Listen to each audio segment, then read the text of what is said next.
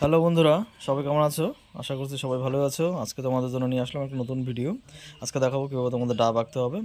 প্রথমে ডাব আঁকার জন্য একটা গ্রামার আমরা ইউজ করেছি। প্রথমে আমরা সোজা একটা এ মাথা থেকে ও মাথা পর্যন্ত দাগ দিয়ে নিব। একটা সোজা করে দাগ দিয়ে নিলাম, এটা পেন্সিল দিয়ে করেছি, পরে এটা মুছতে হবে তার জন্য।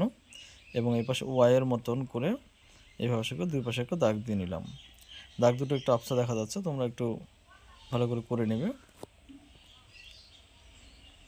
এবার এই দাগটা দেওয়া হয়ে গেলে তারপরে আমরা এটাকে পেন্সিল দিয়ে আবার নিচ দিকে এবং উপর দিকে সমপরিমাণ একটা এরকম প্লাস চিহ্ন মতন করে দিলাম এইখানটাতে। এ পাশে এবং পাশে সমানভাবে সমান দূরত্ব হবে আমরা দুটো দাগ চিহ্ন দিয়ে নিলাম। এবার এখানে চিহ্ন দিয়ে উপর থেকে নিচ পর্যন্ত আমরা এইভাবে সুন্দর করে এই পাশে হাফ সার্কেল করে দিলাম এবং নিচেও তদ্রূপভাবে হাফ সার্কেল করে দেব। এভাবে যদি ছোটো বাচ্চাদেরকে প্র্যাকটিস করানো যায়, অনায়াসে এই ডাবগুলো তারা আঁকতে পারবে। এবং এটা যে গ্রামারটা ইউজ করা হয়েছে, প্রথমে যে দাগ দিয়ে সেই দাগটা দিলে তোমার ডাবের উপর নিচ সমানভাবে সুন্দরভাবে হয়ে যাবে। তো এবার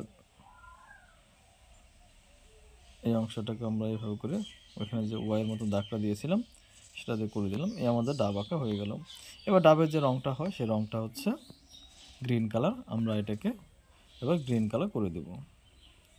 আমরা শুরু করছি রং করা। এবার দেখো আমরা এখানে গ্রিন কালারটা নিয়ে নিলাম। প্রথমে বোটার এই জায়গাটাকে রং করব। এটা রং হয়ে যাওয়ার পর তারপর সম্পূর্ণটাও একইভাবে গ্রিন কালার করে দেব।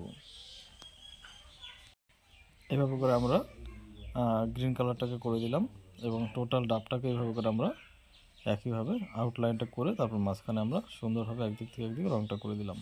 ভিডিওটি দেখার জন্য অসংখ্য ধন্যবাদ। আবার দেখা হবে। নমস্কার।